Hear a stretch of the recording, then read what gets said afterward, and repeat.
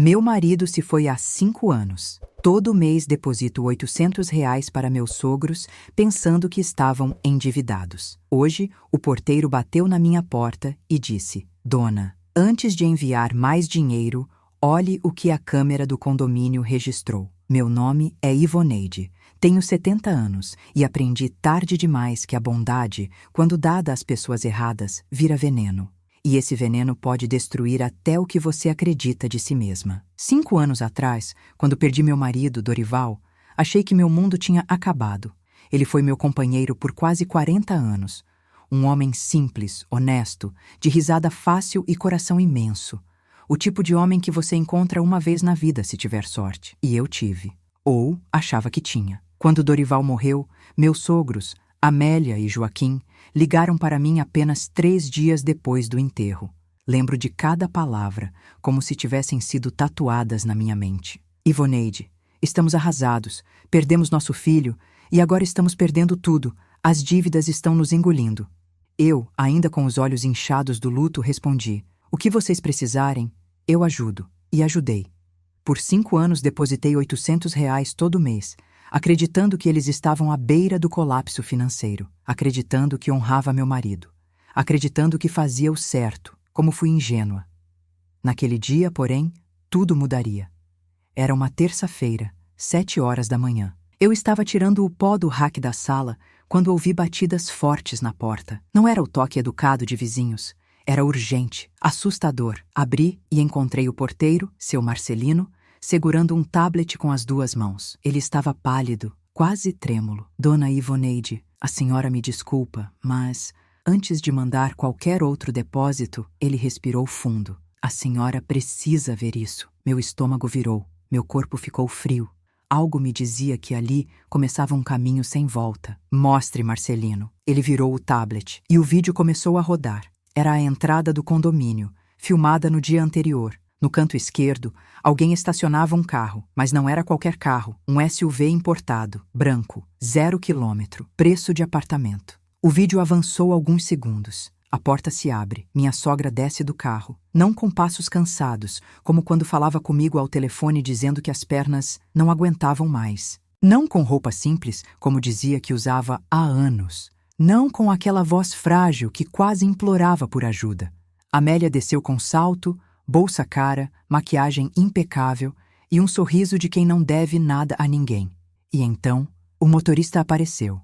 Meu sogro, Joaquim, rindo, conversando animadamente, vestindo uma camisa nova, muito diferente das roupas puídas que dizia usar para economizar. Meu peito se fechou. Isso é recente, Marcelino? Perguntei com a voz presa. De ontem, Dona Ivoneide, mas tem mais. Ele deslizou o dedo na tela e abriu outro recorte de vídeo. Nele, meus sogros conversavam com o porteiro do prédio vizinho. E então, minha sogra disse uma frase que fez minha alma estremecer. Ainda bem que a boba da Ivoneide paga sem perguntar. Assim a gente vive bem. Boba. Eu era a boba. As pernas fraquejaram. Marcelino segurou meu braço. Eu não podia deixar isso continuar, Dona Ivoneide. A senhora sempre foi tão correta, tão boa. Não merece isso. Fechei os olhos, engolindo o choro que ameaçava explodir. Eu me sentia enganada, traída, humilhada. Mas havia algo mais profundo. Um sentimento que eu não conseguia nomear. Dorival. O que ele pensaria disso? O que ele sabia? Será que tinha tentado me alertar? E então, como se o destino tivesse ouvido meus pensamentos, Marcelino me disse: E tem outra coisa, Dona Ivoneide. Eles estavam falando de um documento, algo sobre um contrato antigo e sobre o seu marido. Meu coração disparou. Documento? Que documento? Marcelino ficou inquieto. Eles disseram que, enquanto ela não descobrir o resto, está tudo certo. Eu não entendi, mas parecia sério. Aquilo foi como um raio atravessando meu peito. O resto? O que mais havia? Peguei o tablet de volta, assisti novamente ao vídeo, analisando cada detalhe, cada expressão no rosto dos dois. Eles não só viviam bem, eles não só mentiam, eles escondiam algo maior, algo que envolvia meu marido. Algo que, por algum motivo terrível, tinham certeza de que eu nunca descobriria. Até aquele momento. Respirei fundo, o ar entrando como gelo nos meus pulmões. Obrigada, Marcelino, murmurei. A partir daqui, eu cuido disso. Ele assentiu, preocupado. Se a senhora precisar de mim, eu estou aqui.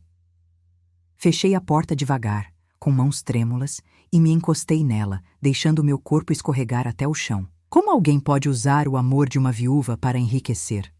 Como alguém pode mentir todos os meses, com tanta naturalidade?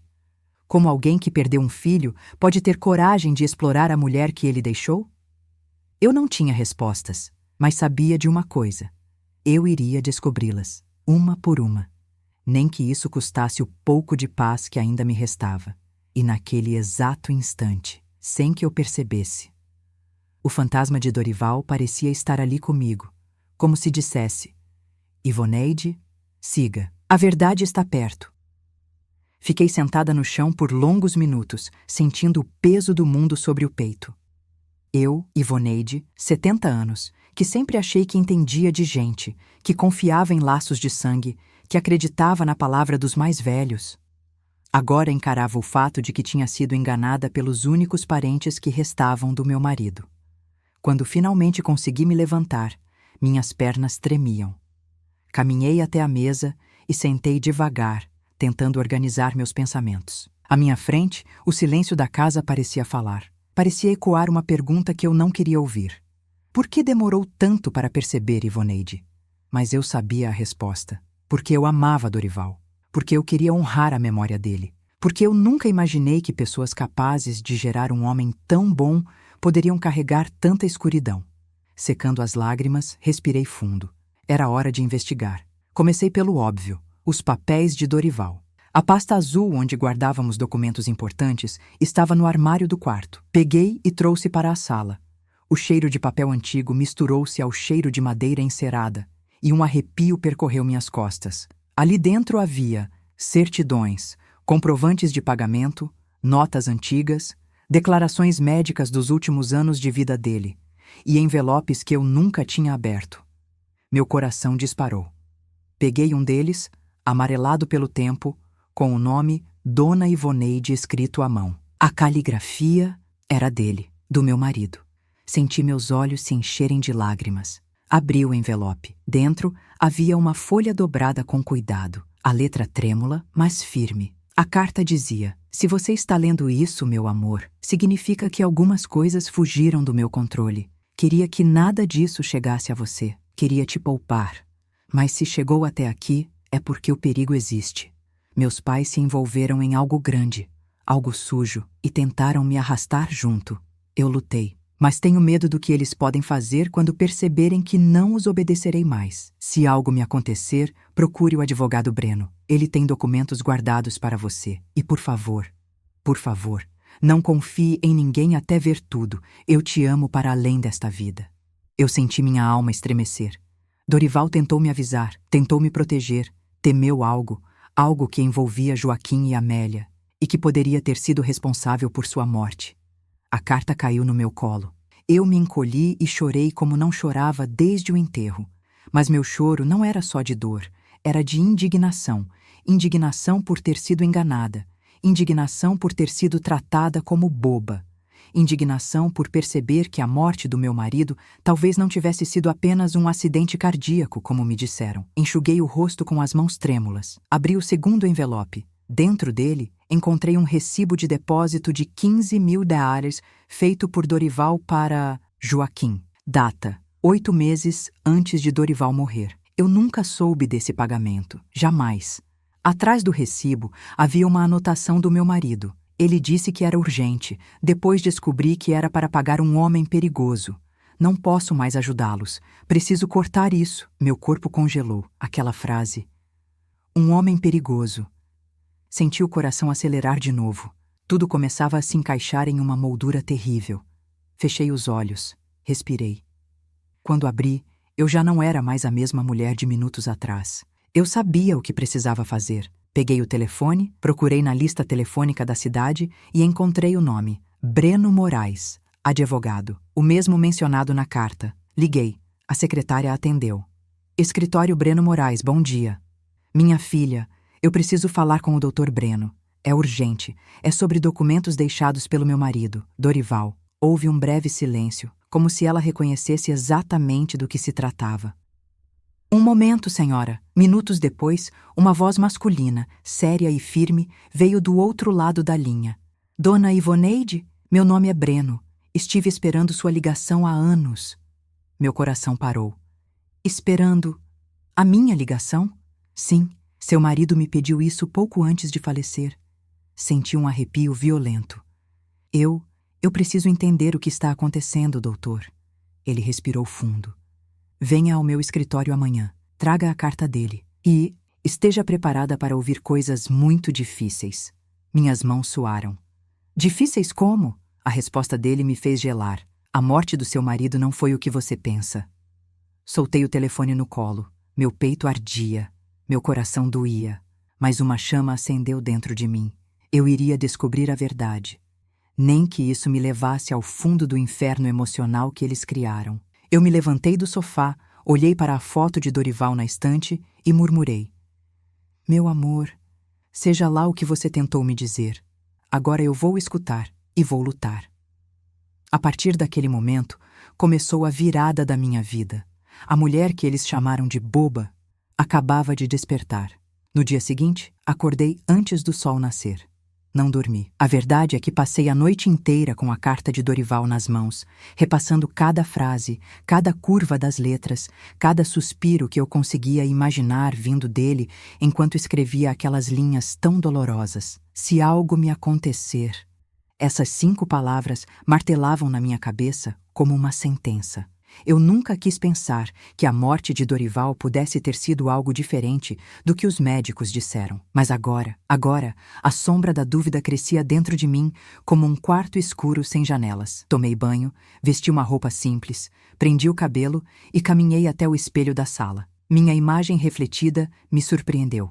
Os olhos cansados continuavam lá, as rugas também. Mas havia algo novo.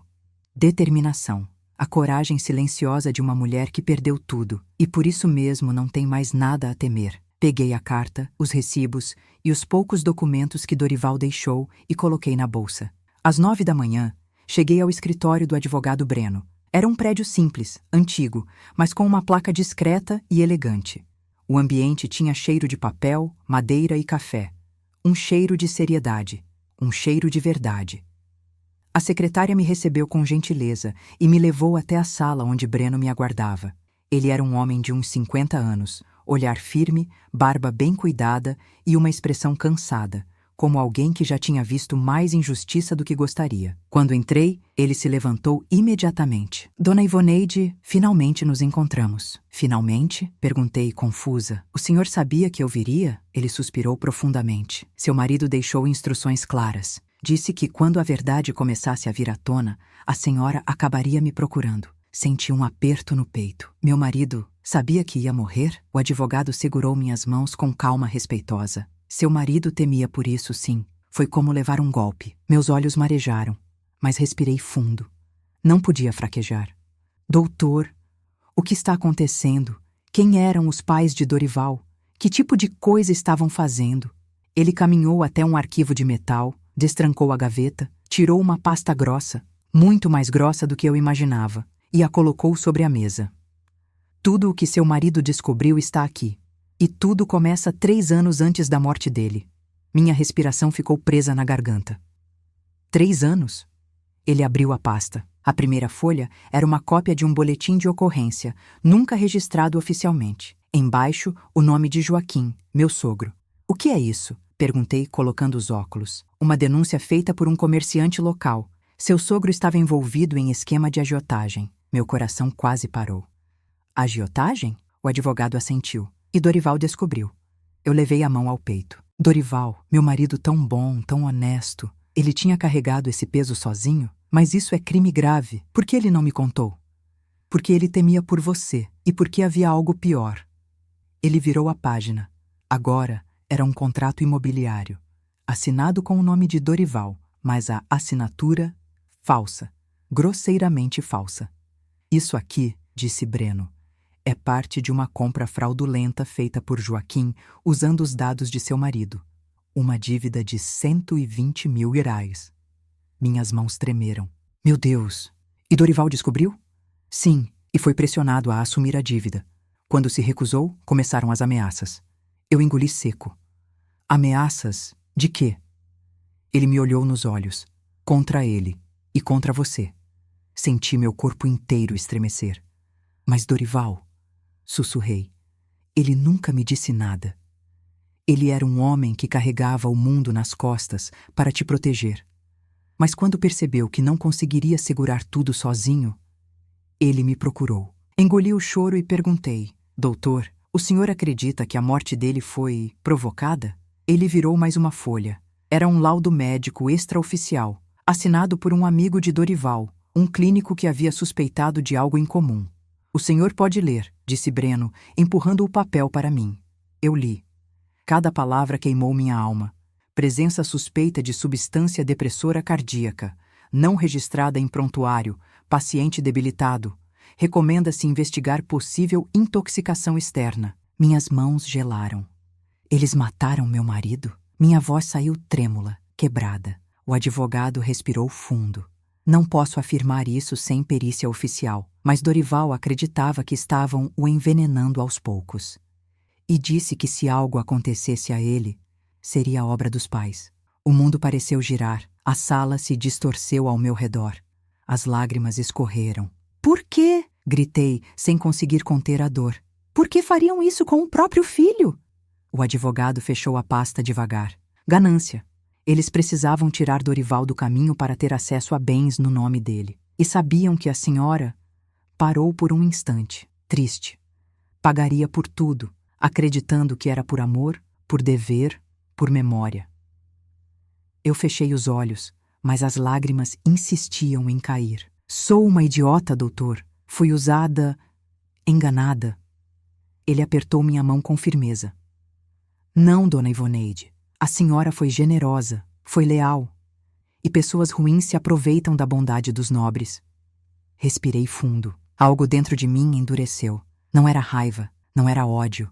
Era a resolução de uma mulher que finalmente acordou para a verdade. Doutor Breno, murmurei, eu quero justiça.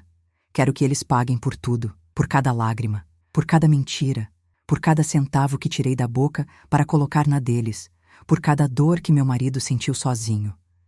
Ele sorriu pela primeira vez. Então precisamos montar um dossiê. E a senhora vai precisar de forças, porque os próximos dias serão intensos. Eu endireitei a postura. Doutor, força é tudo o que me sobrou. E naquele instante eu senti. A Ivoneide ingênua tinha morrido. Nascia ali a mulher que buscaria a verdade, custasse o que custasse. Saí do escritório de Breno com as pernas bambas, como se cada passo que eu desse ameaçasse desabar sob o peso da verdade recém-revelada. O sol batia forte na calçada, mas eu só sentia frio, um frio interno, profundo, como se algo dentro de mim tivesse se partido ao meio. Meu marido, meu Dorival, viveu os últimos meses da vida dele com medo. Foi ameaçado, foi traído, foi manipulado pela própria família. E eu, do lado de fora desse pesadelo, acreditava que tudo não passava de problemas financeiros ou crises de saúde. Como pude não ver? Como uma mãe vê os sinais de um filho adoecendo, mas uma esposa não vê que o marido está sendo devorado por dentro? Mas Breno tinha razão. Não fui ingênua. Fui boa.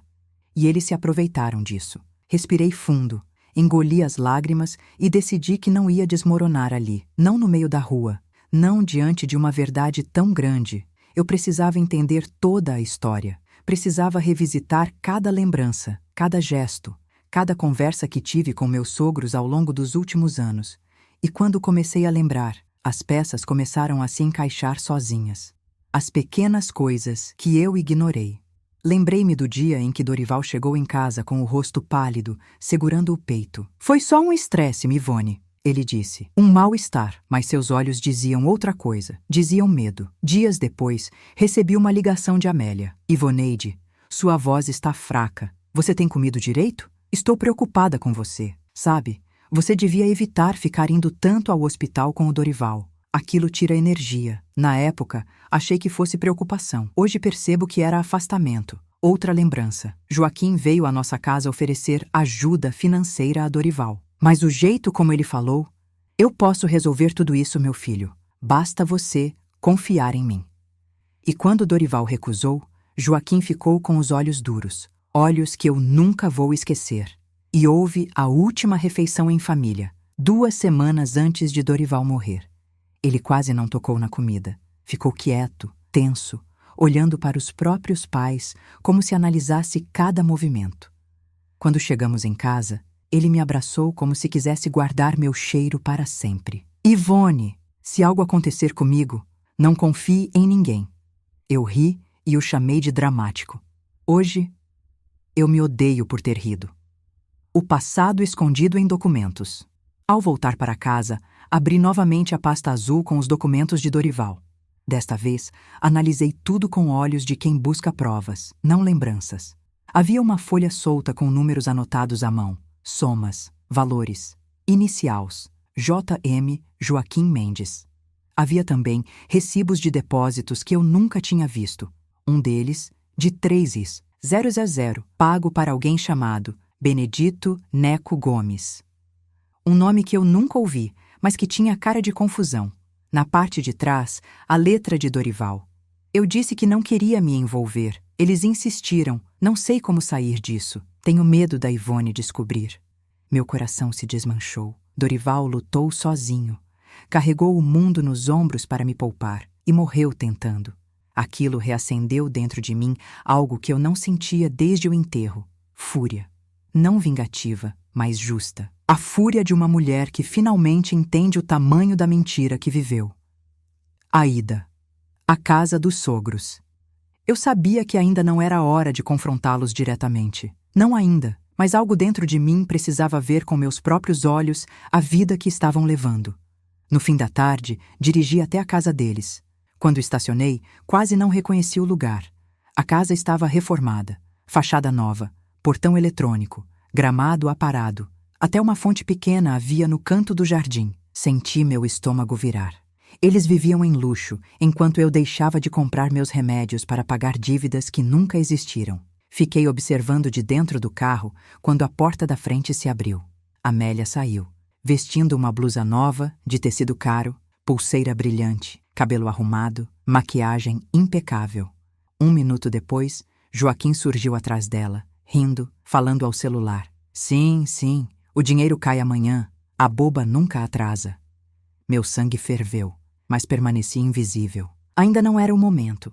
Voltei para casa com o coração pesado e a mente queimando. Uma descoberta ainda maior à noite, recebi uma mensagem inesperada no meu celular. Dona Ivoneide, sou o porteiro do bloco 3. Preciso falar com a senhora. É sobre seus sogros. Fiquei gelada. Marquei de encontrá-lo na portaria. Quando cheguei, ele me entregou um envelope pequeno. Achei isso jogado perto do portão. Acho que era deles. Está com o nome do seu marido. Abri com as mãos tremendo. Dentro, havia uma cópia de um exame médico de Dorival. Um exame alterado. No canto superior, um bilhete escrito à mão, com caligrafia dura, masculina. Ela jamais pode saber. Se descobrir, estamos todos mortos. Droga, droga, droga. Eu quase deixei o envelope cair. Você sabe quem jogou isso? Perguntei. Vi seu Joaquim discutindo com um rapaz mais cedo. Talvez tenha caído da pasta dele. Meu coração vibrou como um trovão. Eles estavam desesperados. Algo estava fugindo do controle.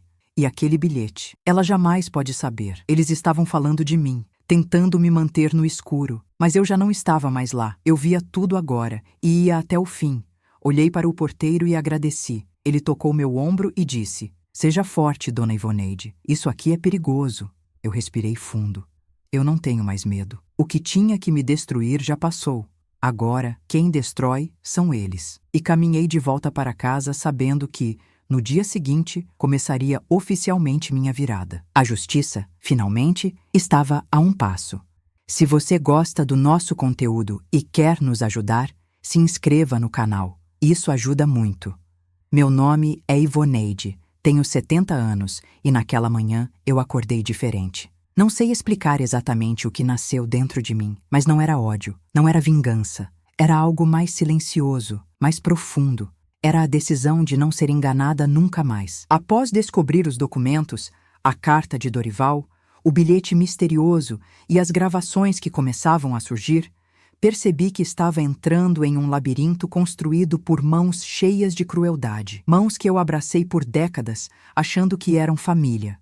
E agora, olhando no espelho enquanto amarrava meu cabelo, senti uma presença suave, quase espiritual. Eu sempre fui devota da ideia de que o amor permanece, mesmo depois da partida. E naquele instante, eu tive certeza. Dorival estava comigo, me guiando, me fortalecendo. Peguei a pasta com todos os documentos que encontrei, respirei fundo e segui para o escritório do advogado Breno. Eu precisava entender cada detalhe, cada linha, cada sombra daquele passado que tinha ficado escondido de mim. As peças começam a se encaixar quando entrei no escritório. Breno já me esperava. Dona Ivoneide, a senhora não imagina como é bom vê-la tão firme. Sentei-me, ajeitando a bolsa no colo. Doutor, eu quero que o senhor me diga tudo, sem me poupar. Doa o que doer. Ele assentiu, sério. Então vamos começar pela parte mais pesada. O golpe não começou com seu dinheiro.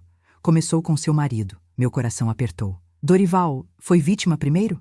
Sim, seu sogro usou o nome dele em fraudes. Depois tentou convencê-lo a pagar.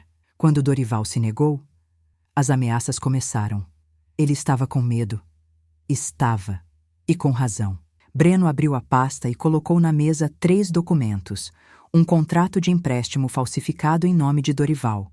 Uma autorização médica adulterada. Um bilhete escrito à mão.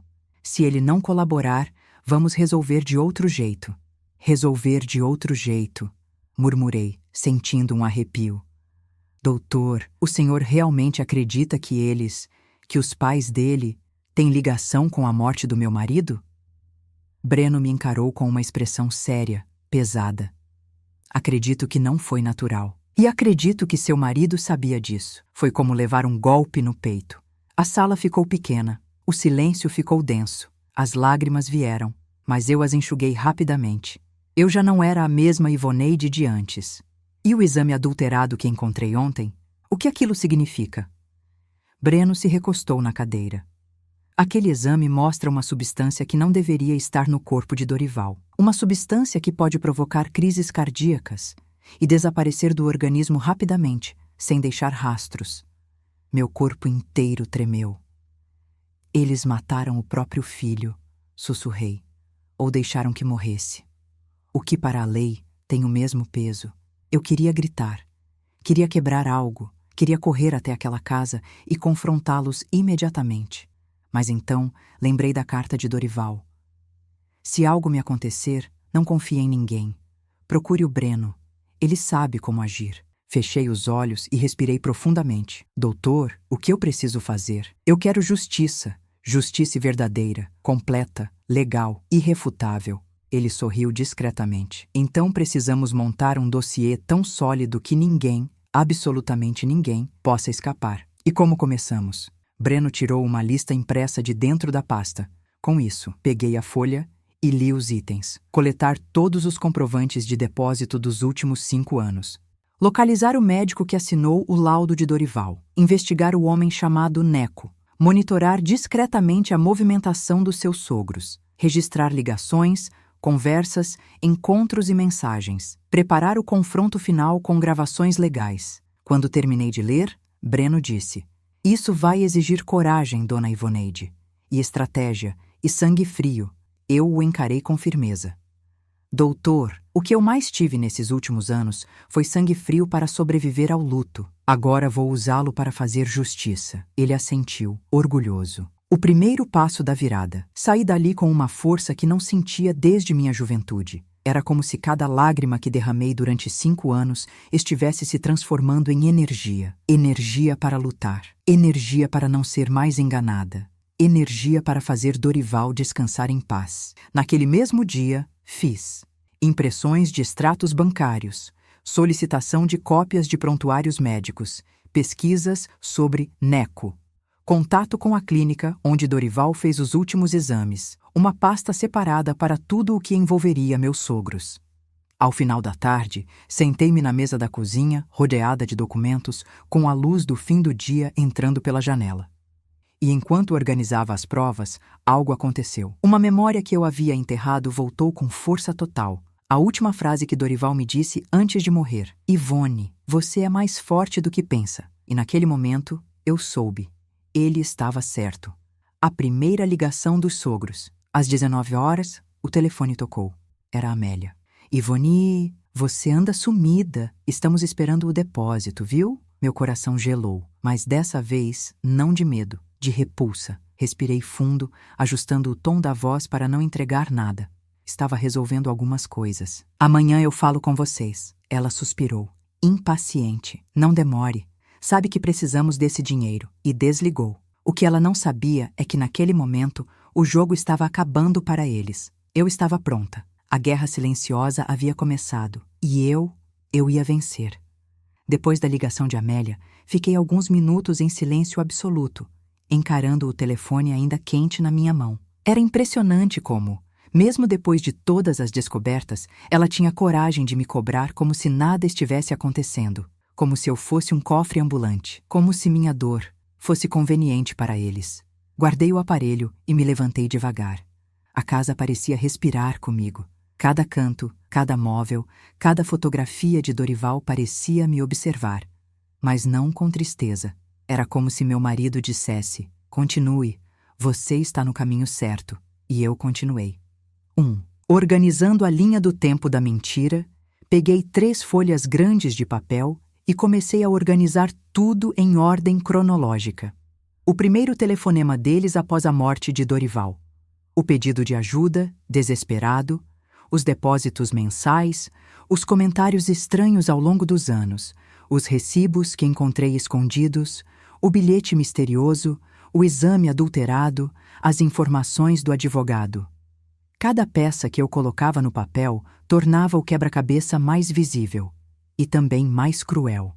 A linha do tempo mostrava claramente: 2 meses antes da morte de Dorival, tensão entre ele e Joaquim; 1 mês antes, exames estranhos; semanas antes, o empréstimo fraudado; dias antes, Dorival abatido, silencioso, assustado; dia da morte, crise cardíaca inesperada. Nada na vida é tão perfeitamente conveniente. Nada. 2. Contato com a clínica médica. No dia seguinte, fui à clínica onde Dorival fez seus últimos exames. A recepcionista me reconheceu. Dona Ivoneide, sinto tanto pela perda do seu marido. Ele era um homem tão gentil. Concordei com um sorriso triste. Eu estava cada vez mais convencida de que ele era gentil demais para ter enfrentado sozinho o que enfrentou. Minha filha, falei com calma, eu gostaria de pedir cópias de todos os exames feitos pelo meu marido nos últimos 6 meses de vida. Ela digitou algumas coisas no computador e respondeu. Claro. A senhora quer também o relatório de acesso? Relatório de acesso? Sim. Mostra quem abriu o prontuário dele e quando. Aquilo me fez gelar. Quero sim. Esperei cerca de 20 minutos numa sala com paredes verde-água, onde o relógio parecia andar mais devagar.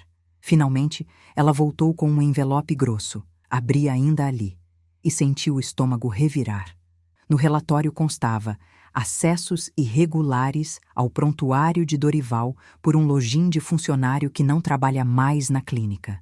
Minha filha, perguntei segurando o envelope. Quem é esse rapaz? Ela olhou para o nome e empalideceu. Neco, eu travei.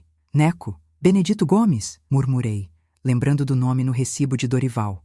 Ela assentiu, nervosa. Ele foi demitido por comportamento suspeito, mas o acesso que aparece aí é de meses depois da demissão. Senti minhas pernas fraquejarem. Minha filha, sussurrei. Isso significa o quê? Ela baixou a voz.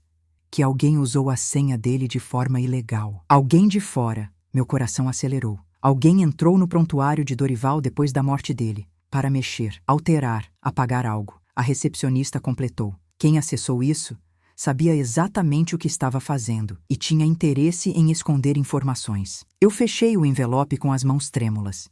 Eu já sabia quem poderia ter interesse, e eles tinham o mesmo sobrenome que eu honrei por 40 anos. 3. A ficha sobre Neco. Ao sair da clínica, sentei no banco da praça em frente. Abri o celular e pesquisei o nome Benedito Neco Gomes. Os resultados me deixaram arrepiada. acusado de falsificação de documentos, envolvido em caso de manipulação de prontuários, investigado por participação em esquema de extorsão, vínculos com agiotas da região. Meu coração disparou, e lá estava uma foto dele. Um homem magro, olhar desconfiado, camiseta surrada. Mas o mais chocante, atrás dele, sorrindo como se fosse seu melhor amigo, estava Joaquim, meu sogro, meu próprio sogro. Naquele instante, senti algo mudar dentro de mim. Uma porta, uma chave, uma engrenagem que finalmente se encaixou. Eles estavam todos juntos, no mesmo esquema, e Dorival descobriu. Respirei fundo, lutando contra o enjoo que subia. Não era mais teoria, não era mais suspeita. Era fato. 4. O senso de perigo. Enquanto eu caminhava de volta para casa com a bolsa apertada contra o corpo, senti que alguém me observava. Não era imaginação. Minha pele arrepiou inteira. Virei discretamente a cabeça. Um carro preto com os vidros escuros dirigia devagar demais, a poucos metros. Meu coração pulou no peito. Acelerei os passos. Ele acelerou também. Entrei pelo portão do condomínio quase correndo. O carro seguiu adiante. Mas eu soube, desde o primeiro olhar, eles estão percebendo que eu descobri. E estão me vigiando. Subi as escadas com pressa, trancando cada fechadura da porta quando entrei. Coloquei a pasta sobre a mesa com mãos trêmulas. E pela primeira vez desde que comecei essa jornada, senti medo. Medo real, medo físico. Mas ao mesmo tempo, senti algo ainda maior. A coragem de quem já perdeu tudo e não tem mais nada a temer. Olhei para a foto de Dorival na estante. Ele sorria com aquele sorriso doce, suave, de quem nunca quis fazer mal a ninguém. Me aproximei e toquei o vidro com a ponta dos dedos. Meu amor, eles não vão escapar. Eu juro. Naquele instante, eu estava pronta. Pronta para a parte mais difícil. Pronta para virar o jogo completamente. Pronta para expor, destruir e derrubar cada mentira, cada manipulação, cada grama de crueldade. O próximo capítulo não seria mais sobre descoberta, seria sobre estratégia. Depois daquela perseguição silenciosa na rua, compreendi duas coisas. Eles perceberam que estou descobrindo a verdade. A partir deste ponto, cada passo meu precisa ser calculado. Medo? Sim, eu senti. Não teria vergonha de admitir isso. Mas junto do medo vinha algo que não existia antes. O instinto de sobrevivência de uma mulher que finalmente enxerga a realidade.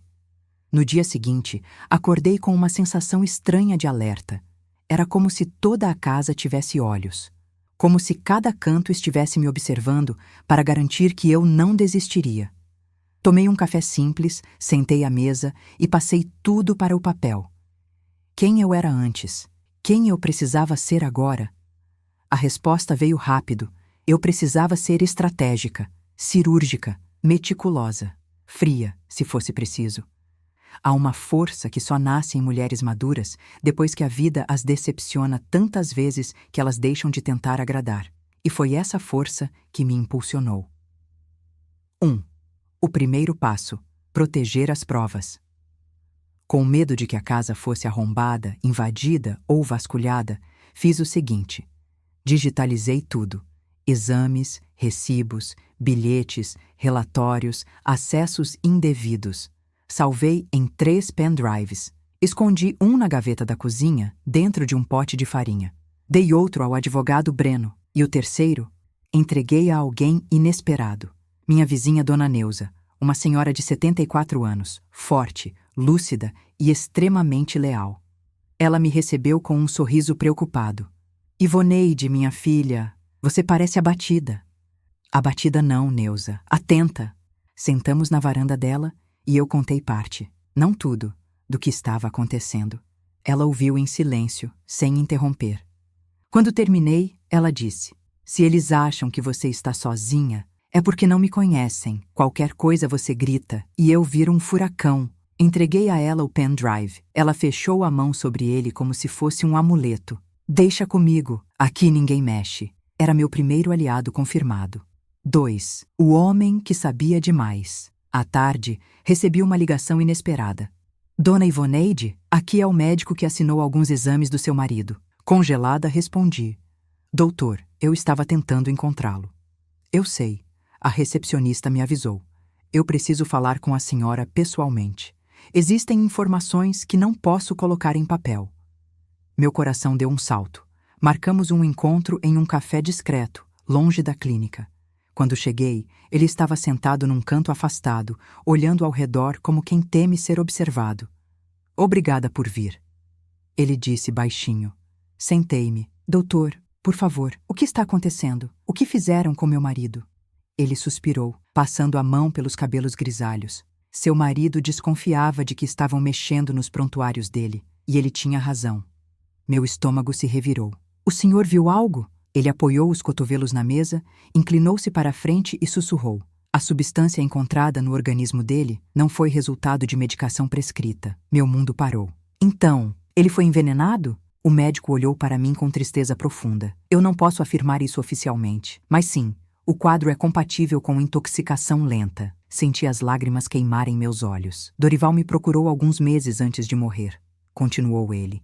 Dizia que sentia algo estranho depois de algumas visitas à casa dos pais. Meu sangue gelou.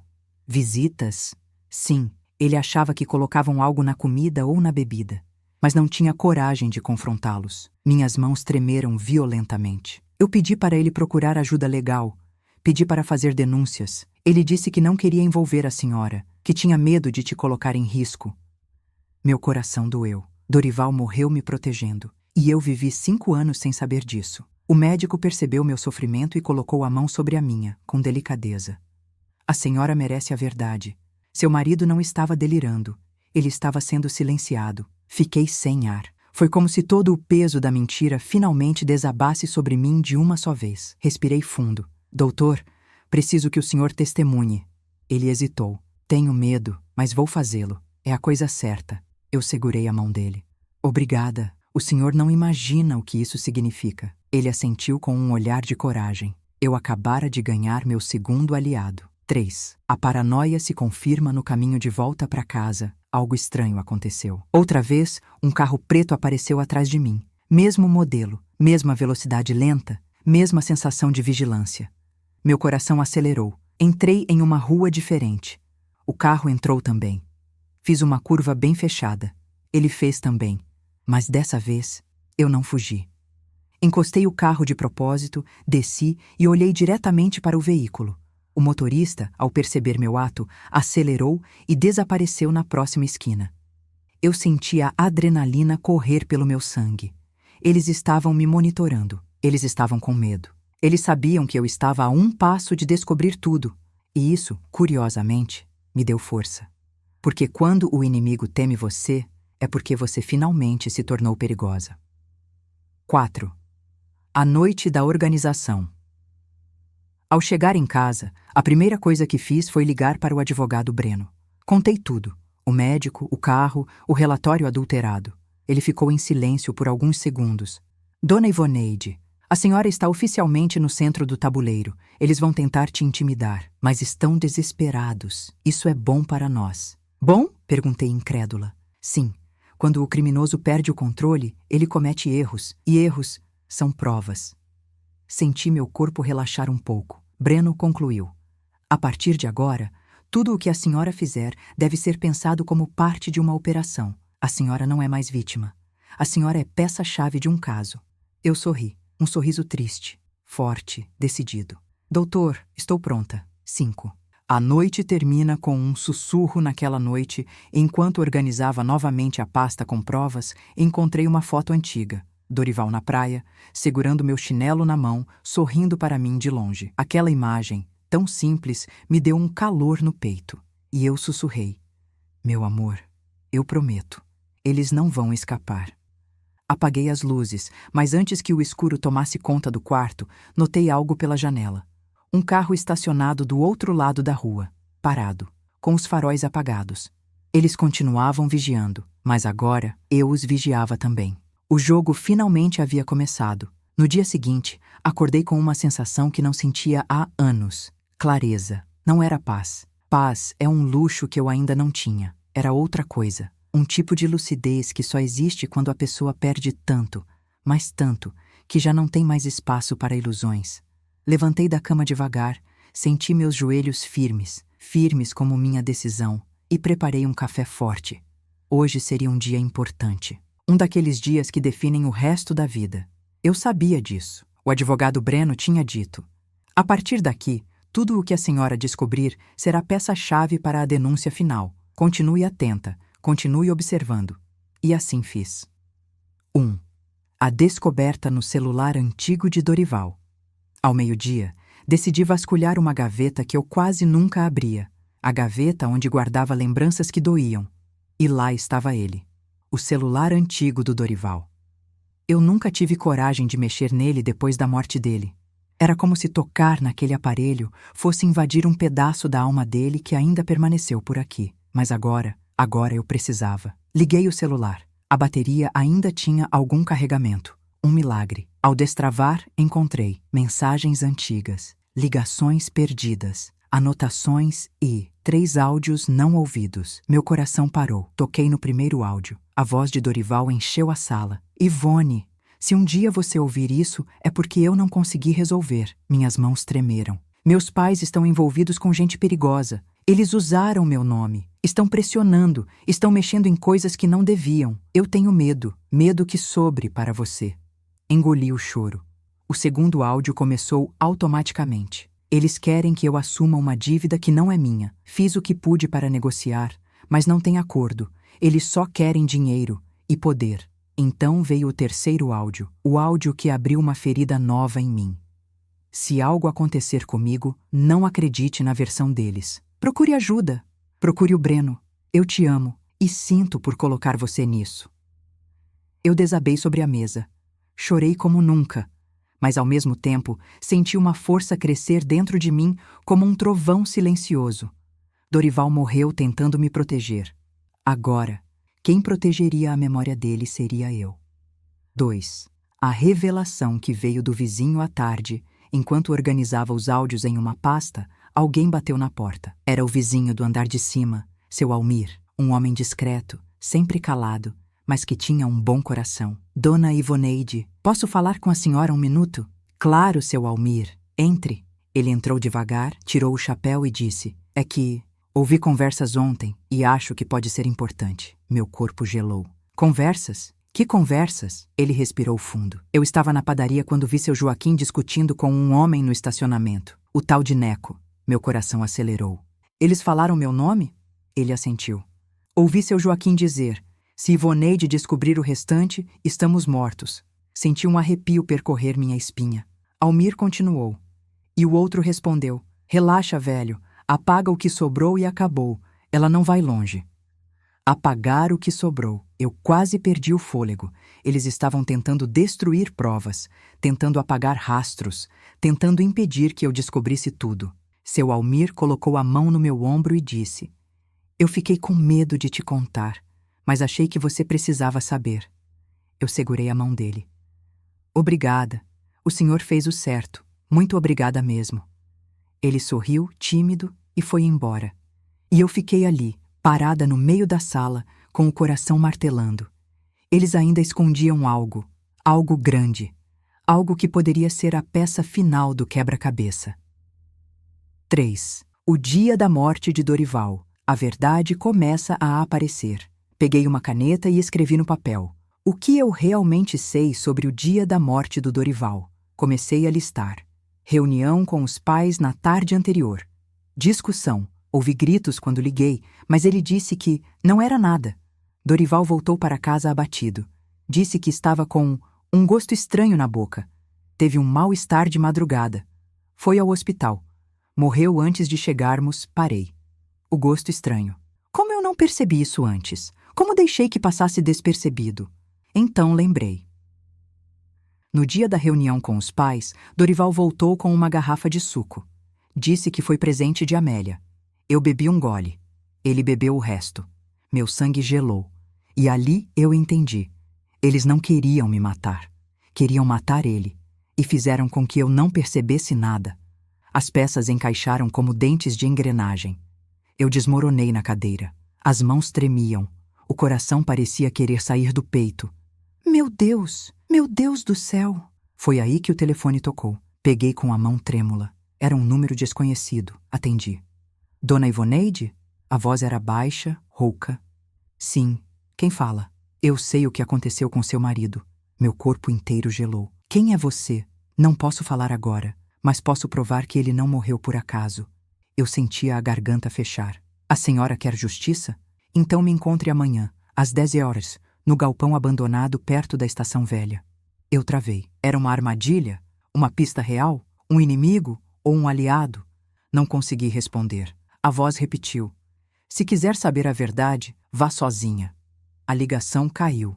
Fiquei ali parada, com o telefone na mão, enquanto o mundo rodava ao meu redor. Se aquilo fosse verdade, se alguém tivesse visto algo, eu estava prestes a descobrir tudo. O tudo que eles tanto temiam. Engoli seco e murmurei. Eu vou, pelo Dorival, eu vou até o fim. Naquela noite, dormi muito pouco. Não era medo, era antecipação. A sensação de que no dia seguinte, algo definitivo iria acontecer. Algo que mudaria minha vida mais uma vez. O encontro estava marcado para as 10 horas da manhã, no galpão abandonado próximo à estação antiga da cidade, um lugar que, há muitos anos, era um depósito de cargas, mas agora servia apenas como abrigo para poeira, ratos e segredos. Acordei antes do sol. Me arrumei em silêncio. Prendi o cabelo. Vesti roupas discretas e coloquei na bolsa o pendrive com as provas, a carta de Dorival e uma pequena gravadorinha que o advogado Breno tinha me emprestado. Antes de sair, olhei para a foto do meu marido e disse: Hoje, Dorival, a verdade começa a falar. O caminho até o galpão. Peguei o ônibus das 9 horas. Não queria chamar atenção dirigindo meu próprio carro. O trajeto até a estação velha era longo e silencioso. Eu olhava pela janela e via as ruas passando como se fossem capítulos da minha própria história. Quando desci, senti o vento frio bater contra o rosto. A estação estava quase deserta. Havia apenas um cachorro deitado perto de uma pilha de madeira, e o resto era silêncio. Um silêncio carregado demais para ser natural. Caminhei devagar até o galpão. A porta de metal estava entreaberta. Empurrei. O som ecoou como um lamento antigo. O galpão estava escuro, com feixes de luz passando por rachaduras no teto. O cheiro de ferrugem e mofo tomou minhas narinas. Meu coração martelava no peito. Dona Ivoneide. A voz saiu de um canto sombrio. Senti todos os pelos do meu corpo se arrepiarem. Um homem surgiu das sombras. Magro, barba por fazer, olhar cansado e mãos trêmulas. Reconheci imediatamente pelo rosto estampado nas pesquisas. Neco. Benedito Neco Gomes. O mesmo nome ligado ao prontuário adulterado. O mesmo nome que aparecia numa anotação de Dorival. O mesmo homem que se envolveu com Joaquim. Meu sangue ferveu. Você me ligou, eu disse, firme. Fale o que tem para falar. Ele respirou fundo, hesitando. Seus olhos vasculharam o galpão como se estivesse com medo de alguém surgir a qualquer momento. Eu não devia estar aqui. Eles me matam se souberem. Eles quem? Perguntei, apesar de já saber a resposta. Joaquim e outros caras. Gente perigosa. Ele se meteu fundo demais, dona. Minha garganta apertou. E meu marido? O que eles fizeram com o Dorival?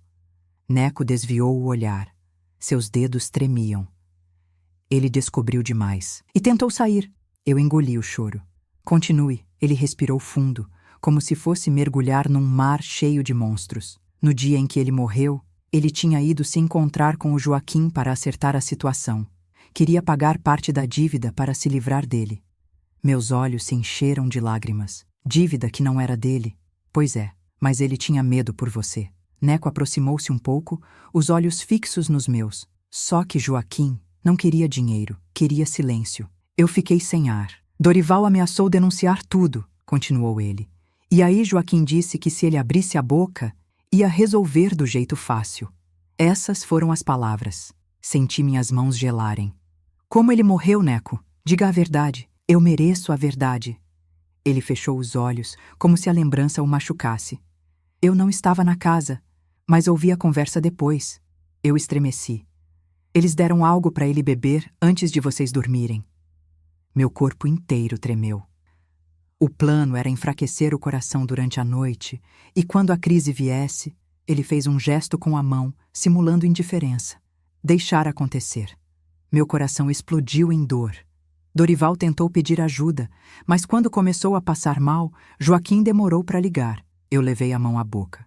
Não, Não, meu Deus! Neco continuou, a voz baixa. O objetivo era que parecesse natural, que ninguém desconfiasse. Eu não conseguia respirar. E Amélia? Perguntei. Ela sabia? Ele hesitou. Ela não fez nada para impedir. Isso para mim já é saber. Eu fechei os olhos com força. As lágrimas caíram pesadas. Por que você está me contando isso? Ele abaixou a cabeça. Porque eu tô com medo. Eles estão apagando arquivos, provas, e eu posso ser o próximo. Seus olhos se encheram d'água. E porque seu marido era um homem bom, o único que tentou me tirar desse meio. Ele não merecia aquilo. Senti o peito arder. Ele se aproximou mais um passo e disse: eu tenho uma gravação, do Joaquim, falando sobre aquela noite. Meu coração parou. Você tem o quê? Ele pegou um pendrive do bolso. Isso aqui acaba com ele, com os dois. Eu o peguei com a mão trêmula. Por que você está me dando isso? Ele respondeu, com a voz quebrando. Porque eles mataram um homem bom. E porque, se eu não fizer nada, vou passar a vida com isso no meu peito. Eu engoli seco. Obrigada, Neco. Antes que eu pudesse dizer mais, ele recuou para as sombras. Eu preciso ir. Eles já estão desconfiando. Por favor, se cuida. E desapareceu. Fiquei ali, parada, com o pendrive na mão, sentindo o peso de um universo inteiro de verdades finalmente revelado. Aquele objeto duro e frio continha a peça final do quebra-cabeça. A prova irrefutável. A queda deles. E naquele instante, uma força tomou conta de mim. A justiça de Dorival estava mais perto do que nunca. Saí do galpão sem olhar para trás. Eu sabia que aquele dia seria lembrado para sempre. O dia em que a verdade finalmente deixou de sussurrar e começou a gritar. Cheguei em casa com o pendrive de Neco fechado na mão, como se fosse um fragmento do destino. Um objeto pequeno, leve, mas que carregava o peso de um crime inteiro. Assim que fechei a porta, travei todas as fechaduras. O carro preto não estava mais na rua, mas eu sabia que isso não significava nada. Às vezes, o silêncio é mais perigoso que a presença. Respirei fundo e caminhei até a mesa da sala. Sentei-me diante do notebook. As mãos tremiam tanto que precisei segurá-las antes de encaixar o pendrive na porta USB. Quando a tela mostrou a pasta A Verdade, senti minha garganta apertar. Havia 3 arquivos. Áudio 01, MP3, áudio 02, MP3, conversa dia final.txt. Meu coração parecia um tambor dentro do peito. Decidi começar pelo primeiro áudio. Cliquei. A voz de Joaquim preencheu o quarto. O primeiro áudio. A confusão. Eu disse para ele que aquilo não tinha volta. Se ele fosse para a polícia, ele levava a gente junto. E você sabe, Neco, homem que fala demais, morre cedo. Eu travei. Então eu fiz o que tinha que fazer. Coloquei umas gotinhas no suco que ele levou para casa, para deixar ele fraco, só fraco, para a crise vir, para parecer natural. Meu corpo inteiro gelou. Ele estava descrevendo a cena, detalhe por detalhe, sem arrependimento, como se falasse do tempo ou de um jogo de baralho. Continuei ouvindo. A mulher dele bebeu só um gole, ainda bem. Ia estragar tudo. Meu estômago virou. O suco. Aquele suco maldito. Eu bebi um gole. Dorival bebeu o resto. Senti um soco no peito. Minha mão cobriu a boca para conter o grito. O áudio continuava. Ele tentou ligar para ela de madrugada, mas eu tirei o celular dele antes. Era para ser rápido. E foi. Eu soltei o ar como se tivesse levado uma facada. Dorival tentou me ligar. Ele tentou me ligar, no meio da madrugada. E eu nunca soube, porque Joaquim tirou o celular dele. A dor me atravessou inteira. Depois, levei ele para o hospital, só quando não tinha mais jeito. Assim, ninguém ia dizer que eu não tentei ajudar. Aquele homem, aquele monstro. Eu apertei os punhos com força. A gravação tinha mais. A Amélia ficou nervosa, mas eu disse para ela que era o único jeito. Se o Dorival abrisse a boca, a gente perdia tudo. Foi aí que eu entendi. Eles escolheram dinheiro ao invés do próprio filho e me usaram como banco vivo por 5 anos. O segundo áudio, a parte mais obscura. Cliquei no segundo arquivo. Era a voz de Neco. Tinha medo, mas falava com clareza. Joaquim, isso aí é perigoso demais. Você disse que era só para dar um susto, não para matar o homem. Joaquim respondeu. Para de drama, Neco. A gente precisava calar a boca dele. Ele estava ficando ousado demais. Estava metendo você e eu em risco. Neco retrucou. Mas e a Ivoneide? Ela não merece isso. E Joaquim disse a frase mais cruel que já ouvi. Ela é velha, carente. Se dissermos que estamos endividados, ela paga tudo e ainda agradece. Meu corpo inteiro tremeu. Ele me chamou de velha, carente, manipulável. E acreditou que eu jamais descobriria a verdade. Respirei fundo, sentindo um gosto metálico na boca. De raiva, de indignação, de verdade. O áudio continuou. A gente só precisa manter ela no escuro. Enquanto ela pagar, tá tudo certo. E então, se ela começar a farejar demais, a gente resolve também. Eu recuei. Eu também estava ameaçada. Eles planejavam me calar se eu descobrisse. O mundo girou, mas eu permaneci firme. Firme como uma rocha moldada pelo sofrimento. O arquivo de texto. O Diário da Morte. Cliquei no arquivo final. Um texto curto, mas devastador. Dia da morte. Ele resistiu, mais do que eu esperava. Mas a substância fez efeito. A velha não percebeu nada. No hospital, o médico não desconfiou. Caso encerrado. Eu tapei a boca. O caso encerrado. Para eles, a morte de Dorival foi um serviço concluído. Fechei o laptop devagar. Senti o silêncio da casa me envolver como um manto pesado. Então, finalmente, entendi. Meu marido não morreu. Ele foi assassinado pelo próprio pai, com a cumplicidade da mãe e com a participação de homens sujos, sem alma. E por anos, eu banquei a vida confortável deles. Fui a muleta emocional, fui a caixa eletrônico, fui o alvo perfeito. Tudo isso enquanto eles riam nas minhas costas. Um fogo começou a crescer dentro de mim. Não era ódio, era justiça. A justiça que Dorival merecia. A justiça que eu prometi a ele. E quando bati a mão sobre a mesa, disse em voz alta: eles não vão se safar. Eu juro, eles não vão se safar. O plano final começa. Liguei para o advogado Breno imediatamente. Ele atendeu na primeira chamada. Dona Ivoneide, aconteceu algo? Sim, doutor, eu tenho a prova. A prova de tudo? De tudo. Pude ouvir o silêncio dele cheio de impacto. Prepare-se, agora nós vamos para a justiça. E eu respondi: doutor, eu espero por isso há 5 anos. Desliguei.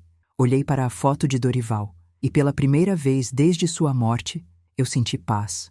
A justiça estava se aproximando. Passos firmes, ruidosos, inevitáveis. No dia seguinte, acordei com uma calma tão estranha que eu mesma demorei a reconhecer. Não era paz. Paz só vem depois da justiça. Era foco. Um foco duro, luminoso, que queimava dentro de mim como ferro em brasa. Hoje seria o dia. O dia em que eu não correria mais atrás da verdade. A verdade correria atrás deles. Tomei um café devagar, arrumei o cabelo como Dorival gostava, passei um batom discreto e coloquei uma roupa que me desse dignidade. Eu precisava disso, dignidade, porque quando a alma está em guerra, o corpo precisa sustentar nossa postura. Às 9h da manhã, caminhei até o escritório do advogado Breno. Ele já estava me esperando com papéis espalhados, provas organizadas, documentos autenticados e uma pasta vermelha, a pasta final. Dona Ivoneide, ele disse com respeito, hoje nós daremos o primeiro passo oficial para derrubá-los. Sentei-me à mesa. Eu trouxe as provas. Dei a ele o pendrive. Aqui está a confissão e todos os acessos indevidos ao prontuário. Ele analisou tudo, arquivo por arquivo. E a cada minuto que passava, seu semblante ficava mais sério. Meu Deus, isso aqui é suficiente para prender muita gente. Seu sogro, sua sogra, o tal Neco e possivelmente outros envolvidos. Eu respirei fundo. Doutor, eu quero justiça. Não quero escândalo, não quero gritaria. Quero justiça, fria, limpa, como a que Dorival merecia. Ele sorriu, com um brilho orgulhoso nos olhos. Então nós vamos agir com inteligência. Nada emocional, nada impulsivo. Hoje a senhora vai se aproximar deles, conversar, gravar, conseguir a confirmação final. Meu coração acelerou. A confirmação final? Sim, eles estão pressionados. A tendência é cometerem erros, e nós precisamos desse erro registrado. Eu senti minhas mãos gelarem, mas não de medo, de antecipação. Eu sabia que era a peça final, a travessia final. A A costura que faltava para completar a armadilha. A visita à casa dos sogros. Fui até a casa deles no começo da tarde. A mesma casa que antes parecia acolhedora. Agora parecia uma toca de predadores. Toquei a campainha. A porta abriu. Amélia apareceu primeiro, com um sorriso torto, sempre falso. Ivoneide, até que enfim. Já estávamos preocupados. Você sumiu essa semana. Eu sorri de volta. É que andei resolvendo umas coisas, Amélia. Aliás, precisamos conversar. Atrás dela, Joaquim surgiu. Os olhos dele percorreram meu rosto com suspeita. O que você quer conversar? Perguntou seco. Posso entrar? Ele hesitou. Isso foi revelador. Eles estavam desconfiados, mas abriram a porta. Entrei. A sala estava impecável, cheiro de casa recém-limpa. Móveis novos, televisão grande, vários objetos caros, tudo comprado com o dinheiro que eu depositei. Me sentei no sofá, com uma postura calma. Joaquim, Amélia, eu queria entender a situação financeira de vocês, porque achei alguns documentos. Fiquei confusa. O silêncio que veio antes da resposta foi denso. Amélia desviou o olhar. Joaquim cruzou os braços. Que documentos? Sorri. Um sorriso treinado. Um sorriso de quem sabe mais do que diz. Ah, umas coisas que o Dorival deixou. Recibos, anotações, mensagens. Sabe como é? Ele empalideceu. Sim, ele entendeu. Eu vi em seus olhos. E aqui, a estratégia começou. Ativei o gravador na bolsa sem que percebessem. Joaquim, por que o Dorival escreveu que estava com medo? Ele arregalou os olhos. Que história é essa? Ele nunca disse isso. Disse. E deixou por escrito. Deixou registrado. Deixou detalhes sobre você e sobre o Neco. Ao ouvir o nome de Neco, Joaquim estremeceu.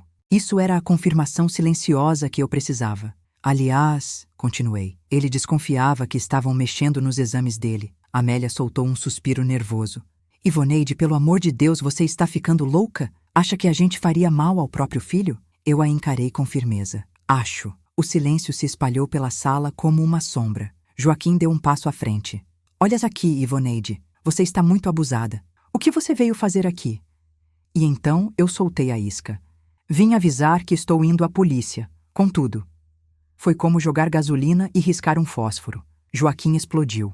O rosto ficou vermelho. As veias saltaram. Você não vai fazer nada. Você não sabe de nada. Acha que pode vir aqui e nos ameaçar? Amélia correu até ele assustada. Joaquim, cala a boca. Ele empurrou a mão dela e então entregou tudo. Shhh, se você tinha que saber alguma coisa, já teria sabido, Ivoneide. O Dorival era fraco, não segurou a pressão. Ele mesmo cavou a própria cova. Meu corpo inteiro arrepiou. Era isso. Era a fala final. A prova final. A confissão emocional. O descontrole. Eu permaneci absolutamente calma. O Dorival não se matou, Joaquim. E você sabe disso. Ele confiou demais nas pessoas erradas. E pagou com a vida. Ele ficou imóvel por um segundo. Apenas um. Mas foi suficiente. Porque naquele segundo, ele perdeu o controle. Eu fiz o que precisava ser feito. Ele ia destruir tudo. A sala ficou muda. Amélia levou a mão à boca. Eu apenas sorri. Um sorriso triste, mas vitorioso. Eu sei. E agora? O Brasil inteiro vai saber também. Levantei-me devagar e saí da casa antes que eles pudessem reagir. Quando fechei o portão, senti o ar entrar nos meus pulmões como se eu estivesse respirando pela primeira vez em anos. O gravador tinha captado tudo, tudo. A última peça estava no meu bolso. A justiça estava madura, pronta para ser colhida. Voltei para o escritório do advogado Breno com o gravador ainda quente na minha bolsa, como se a confissão de Joaquim tivesse impregnado não só o aparelho, mas também o ar, o chão, meu próprio corpo. Assim que entrei, Breno se levantou de imediato. Dona Ivoneide, conseguiu? Eu coloquei a gravação sobre a mesa. Consegui, ele confessou. Ele disse que fez o que precisava ser feito, que Dorival ia destruir tudo. Minha voz tremeu, mas não de fragilidade, e sim de indignação contida. O advogado apertou o play. A confissão ecoou pela sala. Eu fiz o que precisava ser feito. Ele ia destruir tudo. Breno fechou os olhos. Respirou fundo e então disse: com isso, dona Ivoneide, nós podemos pedir prisão preventiva imediata e também reabrir o caso da morte de Dorival Oficialmente, meu coração disparou. Então, acabou? Ele sorriu. Um sorriso vitorioso. Limpo. Justo. Agora começa a operação. A polícia foi acionada ainda naquela tarde. Não com escândalo, não com sirenes. Breno insistiu que tudo deveria ser cirúrgico. Eles acham que são intocáveis, precisam sentir o peso da lei. E sentiram. Às 18 horas em ponto, 2 viaturas pararam em frente à casa de Joaquim e Amélia. Eu estava do outro lado da rua observando, não por sede de vingança, mas porque eu precisava testemunhar aquele momento para fechar o ciclo dentro de mim. O portão abriu. Os policiais entraram. Os gritos começaram. Amélia surgiu primeiro, chorando, dizendo que era uma senhora inocente. Joaquim, ao perceber as algemas, tentou correr pela cozinha, mas 2 policiais o seguraram. E então, a frase que eu esperava. O senhor está sendo preso pelo crime de estelionato, falsificação de documentos, adulteração de prontuário médico e possível envolvimento na morte de Dorival Mendes. A palavra morte ecoou como um trovão. Eu senti minhas pernas tremerem. Amélia caiu de joelhos no chão, chorando histericamente. Ivoneide, Ivoneide, nos ajude!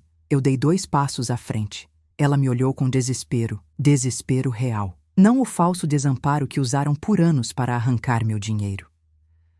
Eu ajudei vocês por 5 anos, falei, com a voz calma e cortante. Dei o que eu não tinha, acreditei em cada palavra, honrei a memória do filho que vocês traíram. E vocês pagaram matando-o aos poucos e drenando minha vida em troca. Ela colocou as mãos no rosto, soluçando. A gente não queria isso. Foi o Joaquim. Eu ergui a mão. Vocês 2 sabiam. Vocês 2 escolheram. Vocês 2 destruíram o único homem que realmente me amou. Me virei para sair, mas antes de me afastar, finalizei. Agora, vocês vão honrar o nome dele diante da justiça. E caminhei, certa, firme, vitoriosa. A reabertura do caso. 3 dias depois, a polícia convocou uma coletiva. O caso da morte de Dorival foi oficialmente reaberto. O médico que me encontrara no café confirmou suas suspeitas. O prontuário adulterado foi analisado por peritos. As gravações entregues por Neco, que entrou em programa de proteção de testemunha, foram reconhecidas como provas válidas, e o que antes fora chamado de morte natural, agora era morte suspeita. Talvez nunca soubéssemos cada detalhe. Talvez os culpados nunca confessassem tudo explicitamente, mas a verdade estava ali, visível, nua, cruel, e não podia mais ser escondida. A libertação interna. Quando tudo terminou, pelo menos a parte legal, voltei para casa, sentei na varanda e fiquei olhando o pôr do sol. Pela primeira vez em muitos anos, senti algo suave no peito. Silêncio. Um silêncio que não machucava. Um silêncio de descanso. Dorival finalmente tinha voz. Finalmente tinha justiça. Finalmente tinha paz. E eu? Eu tinha recuperado o que me tiraram. Minha dignidade, minha lucidez, minha força, meu lugar no mundo. Percebi então algo profundo. Não foi só a morte de Dorival que me feriu. Foi a traição dos vivos e a mentira contada 1000 vezes até virar rotina. Mas também percebi que uma mulher madura, quando desperta, é a força mais perigosa e mais bela que existe. Eu acordei tarde, talvez, mas acordei inteira. Reflexão final. A vida me ensinou que nem toda família merece esse nome. O luto pode esconder verdades que só a coragem revela. A bondade é um presente e um risco quando dada a quem não merece. Uma mulher de 70 anos não é frágil. Ela é ancestral. Ela é sábia. Ela é perigosa para quem tenta enganá-la. E, acima de tudo, a justiça chega, devagar, silenciosa, mas chega. Demorou 5 anos, mas chegou. Agradecimento final, como você pediu, com emoção, gratidão e convite. Se você ficou comigo até aqui, do fundo do meu coração, obrigada. Obrigada por acompanhar a tristeza, a descoberta, a força e a vitória. É por pessoas como você que histórias como esta ganham vida. E se você quiser continuar recebendo histórias profundas, emocionantes, injustas e vitoriosas como esta, se inscreva no canal. Seu gesto ajuda, e muito, para que possamos continuar trazendo narrativas que tocam, que transformam e que dão voz a tantas mulheres fortes como Ivoneide. Muito obrigada por assistir até o final. Que a justiça e a luz estejam sempre com você.